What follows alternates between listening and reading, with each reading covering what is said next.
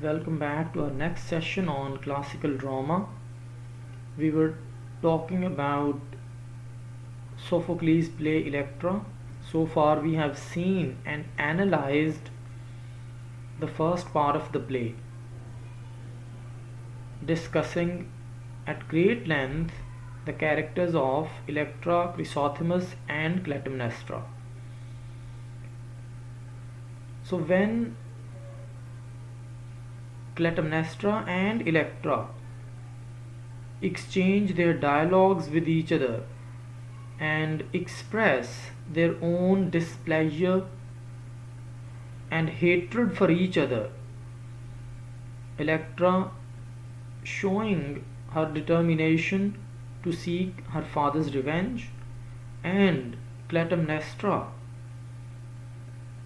not hesitating to confess his murder but also justify it very confidently.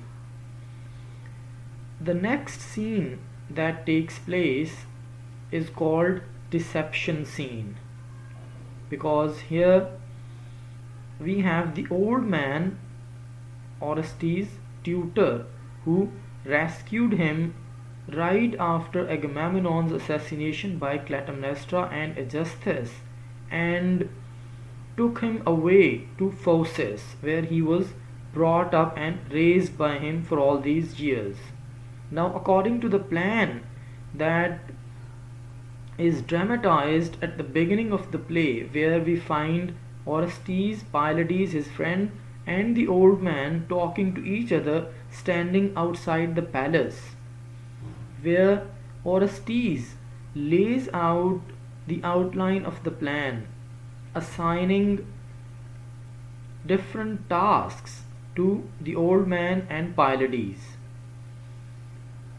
This is where they plan to deceive the family into believing Orestes' death, and then Orestes and Pylades entering the palace disguised as strangers and messengers from Phocis. So, following the plan, the old man approaches the palace, where he finds Electra and Clytemnestra both present, and tells them a fake tale of Orestes' tragic death in Pythian games. Now, this is a central scene and signifies a reversal of life and death and a contrast between appearance and reality. We know that Orestes is still alive as readers, but the characters are made to believe otherwise. So the person whom they suppose to be dead is actually alive, and what they take it as reality is actually deception. Now, this scene is very important because the old man, in his narration of what happened to Orestes, tries to convince the characters, especially Electra and Clytemnestra, of truthfulness of his account, and for that he uses a comprehensive narration of visual and auditory details.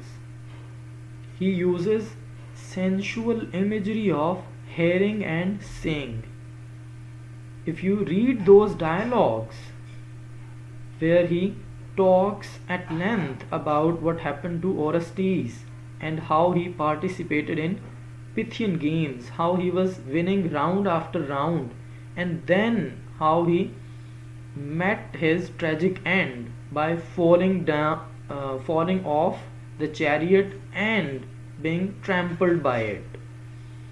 In that account, we have this old man talking about the sounds of the trumpets being played in that playground where the Pythian games were taking place. He talks about the colors and exact gait positions of the horses, the dust kicked up by their hooves. So all this imagery that appeals to our senses, we can not only imagine the sounds of that ground, but also imagine what actually happened to Orestes. So through this very powerful description, he tries to portray himself as a first-hand witness to the event, because he is reporting Orestes' death, and the account is, we know as readers, false, but he uses this trick, this strategy, to give a detailed account as if he was the eyewitness of the event.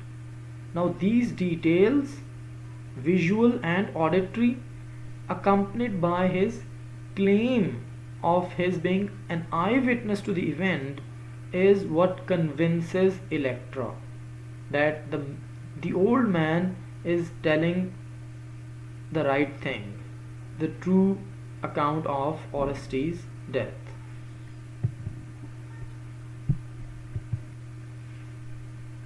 But at the same time, the critics have found certain dramatic flaws in Sophocles' use of Pedagogus' long speech.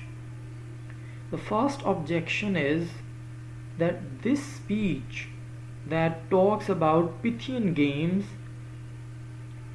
is anachronistic. Let me explain what anachronism means. Anachronism means something being out of place, out of time. So they argue that Pythian games were actually known to have come after the dramatic time of the play. The time in which the play takes place comes before Pythian games. So during that time, Pythian games were not still introduced. So it means that Sophocles combines two elements which do not go together. Pythian games did not exist when the story takes place. So the dramatic time of the play comes before Pythian games, and Pythian games were introduced much later in time. Secondly, due to this long speech that continues for 83 verses of the play, which is a huge number, the whole action of the play is suspended. Nothing happens. This long account of Orestes' tragic death in Pythian games is narrated, and the whole action of the play is halted. The characters and the readers are silent, listening to Pedagogus' speech. So this long speech unnecessarily disturbs the flow and continuity of action. So these are the two flaws pointed out by critics in Sophocles' dramatic inclusion of a long speech by the Pedagogus. Now what is significant here is Clytemnestra's response to Orestes' death, news of his death. First of all, we find she is aggrieved. she expresses her grief over the news, which signifies her instinctive maternal feeling. Being a mother, she feels devastated while listening to the news of her young son. But at the same time, what is interesting is this grief over his death lasts only a few minutes, and immediately we find Clytemnestra feeling relieved, feeling somehow free from the mental torture she has been living through all these years, fearing the potential threat from Orestes, that being the son of Agamemnon, he would seek his father's revenge. Now, this news, according to which Orestes is dead, actually helps her get rid of Orestes' fear. That since he is no longer alive, now she does not fear anyone, even Electra. And then she announces reward for the messenger, and the messenger then enters the palace.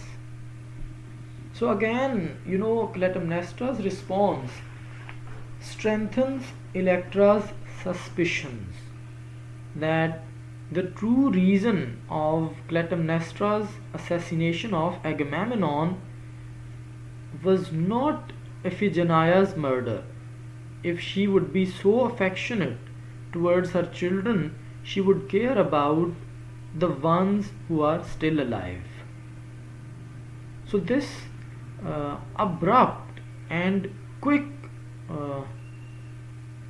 movement from grief to release of this fear, this threat from Orestes, actually reveals very painfully that Clytemnestra was more interested in her own survival and safety, and less worried, less disturbed about his young son's untimely premature death. On the other hand, in contrast, Electra's response is quite expected and characteristic of her. She despairs at the news, feels totally helpless, because Orestes was a source of hope for her all these years. She was expecting him to come and do what was needful, what was their moral responsibility according to Electra, and that was to kill the murderers of their father.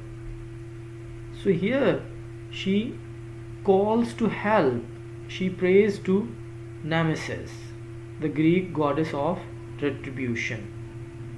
So retribution means that a person who commits a sin must be punished. So she invokes this goddess, implying that in this case the murderer, which refers to Clytemnestra, is going unpunished, and her despondency, the way she feels hopeless and powerless, again reinforces the leitmotif of women's powerlessness in the play and in Greek society in general. Since Orestes is dead, now she loses hope in her own ability to perform this task herself, which means in Greek society these acts of murder and revenge were carried out and expected of men, not women. So instinctively, impulsively, she expresses the way she is actually conceived by that society, being unable to do anything that is considered manly in that society. So Orestes was the one whom she expected to come and seek their father's revenge. But once he is dead, it means in a sense that now there will be no revenge for their late father. So here Electra says, I know because an avenger arose, I have no such person, that person is gone. So she is actually talking to the chorus, that since she does not have anyone to seek their father's revenge, now there is nothing she can do but despair at this news. And the chorus replies, and their reply exemplifies a woman's lesser status in Greek society, their powerlessness. So they say, you are a woman marked for sorrow, that it is your destiny to suffer. This is how they conceived women in that society. And in the very next scene, Chrysothemis brings news of Orestes being alive, and we find her joyous, excited about this prospect. And what actually happens is, as we had seen in the scene that ends between Clytemnestra and Chrysothemis, where Chrysothemis is going to visit Agamemnon's tomb to perform certain rituals, when she reaches there, she finds a lock of hair that is similar to her own. So the hair that she finds lying on Agamemnon's grave is identical to her own, and then she assumes that these hair must be her brothers. So through this sign, she infers that Orestes is still alive and will come back, or is probably on his way back to the palace. And we can compare her response to Clytemnestra's response. So here we can say that Chrysothemis also feels for her father's death, but she is too powerless to do anything, and she lacks Electra's willpower to sustain herself and continue with the same passion for revenge as Electra does for all these years. Now, Electra's dialogues with Chrysothemis, if we analyze them, once again there are a few points we must analyze. First of all, a theme that is explored by Sophocles throughout the play is sexism of Greek society.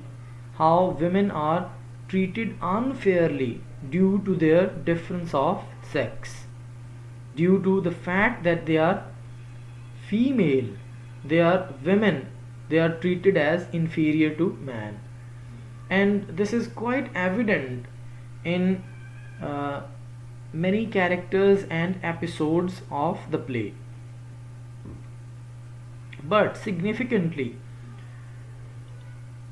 we find Electra exhibiting this willpower to challenge this Greek conception of women.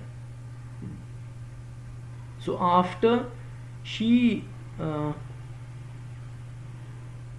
accepts Orestes' death, after the Pedagogus' report, she revives her spirits, gathers her courage, and plans to take revenge on her own. This is a characteristic of Electra through which Sophocles shows the power of a female character, how she is, through her words and actions, willing to subvert gender roles created by society. What is appropriate and inappropriate for men and women. So, although she is not expected to be involved in an act of violence and bloodshed, she no longer cares about it. What is more important for her is to seek her father's revenge.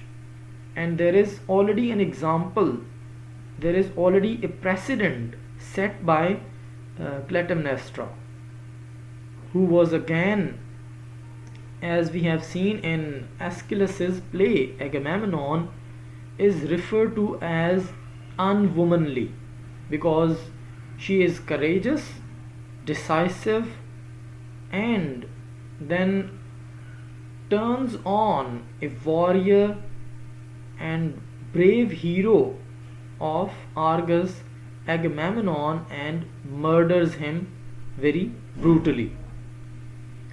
So Greek sexism is evident in Aegisthus's oppressive control of both sisters, the way he dictates their movements, the way he controls their lives.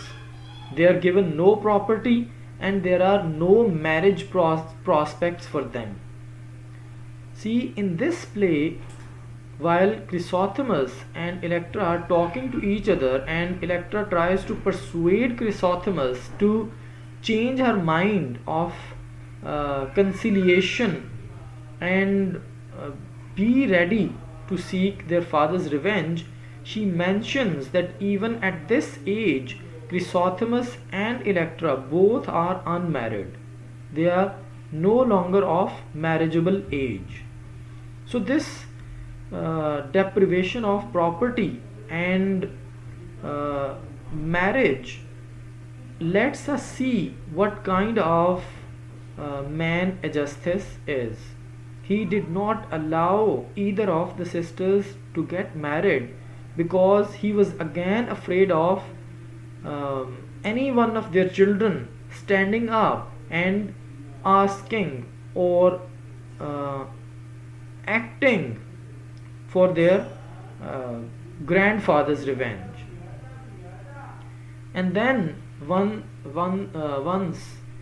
Electra resolves to take their father's revenge, she tries to persuade Chrysothemis to support her in this cause.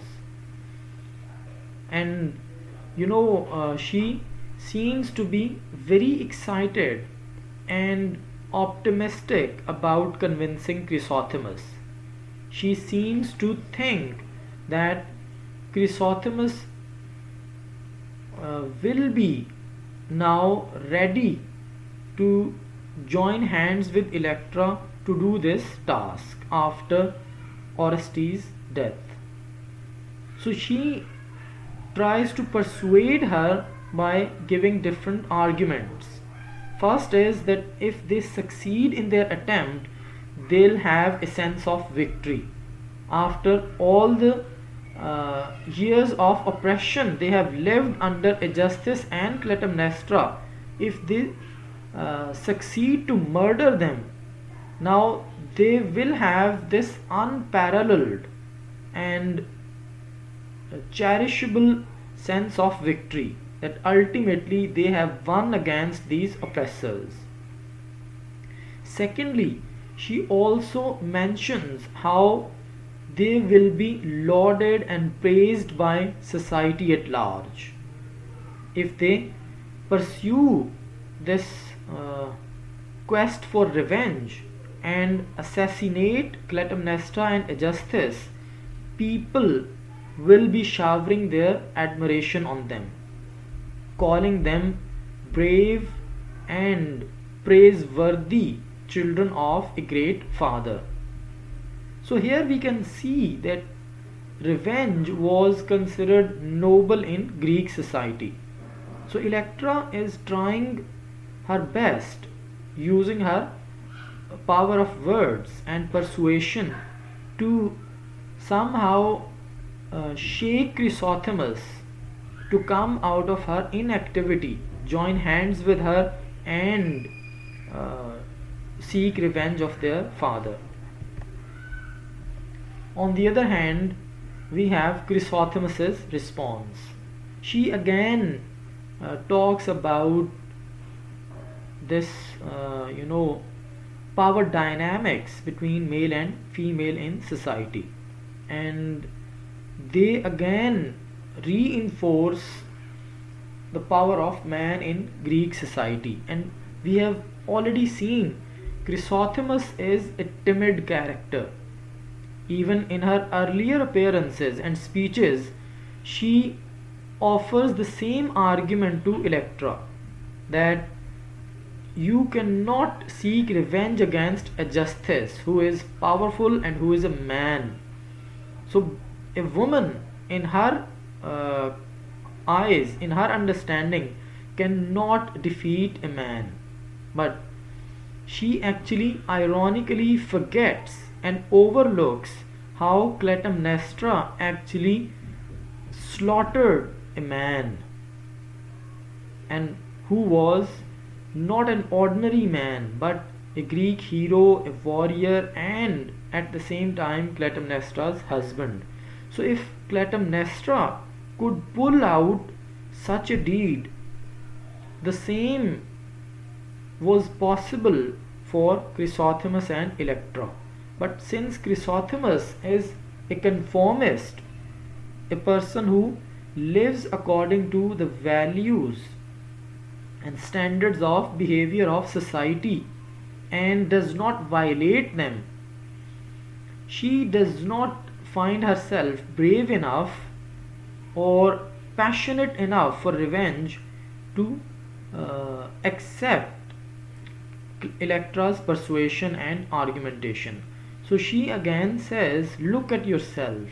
You are female, not male born that way, and you no match for them in strength or in luck.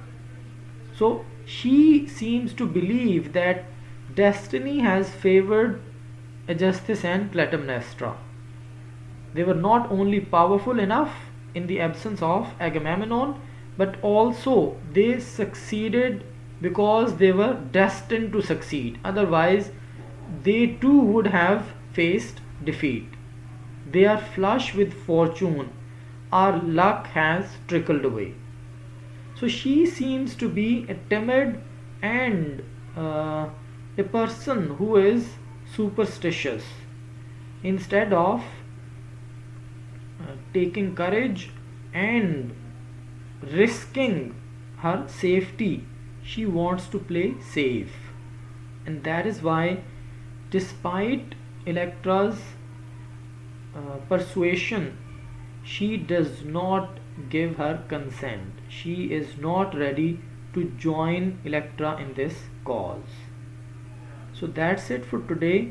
We'll continue with the next part of the play in our upcoming discussions.